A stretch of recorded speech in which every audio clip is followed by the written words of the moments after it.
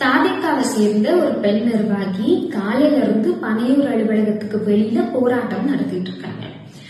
நம்ம எல்லாம் நியூஸ் சேனல்ல பாத்திருப்போம். திரு விஜய் அவர்களோட கார் வருது. இந்த சகோதரியும் அவங்களோட ஆதரவாளர்களும் சேர்ந்து அந்த காரை நிறுத்துறதுக்கு முயற்சி பண்றாங்க. ஆனா அந்த காரை நிக்காம மூவ் ஆகிக்கிட்டே இருக்கு. அந்த பிரஷர் தாங்க முடியாம இந்த பெண்மணி வந்துட்டு சைட்ல போய் ஓரமா நின்னுறாங்க.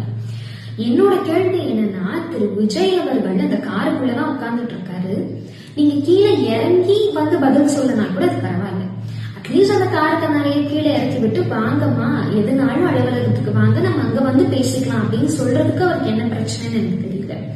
நான் நிறைய இடங்கள்ல பதிவு பண்ணியிருப்பேன், திரு விஜய் அவர்கள் ஒரு மனிதனா இருக்கக்கூட தகுதியற்றவர் அப்படின்னு. ஒரு பெண்ணுக்கு பதவி எல்லாத்தையும் கடந்து அவளுக்கு அவளோட சுயமரியாதை எப்பவுமே ரொம்ப முக்கியம்.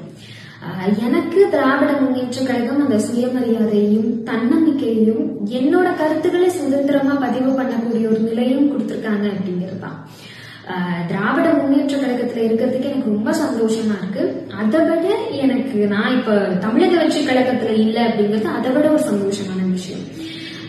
விஜய் அவர்கள் சொல்லியிருந்தாரு இந்த மாதிரி தாவேக்கா ஒரு தூய சக்தி அப்படின்னு சொல்லிட்டு. நான் சொல்றேன், திரு விஜய் அவர்கள் தமிழகத்துக்கு ஒரு சாபக்கேடான சக்தி.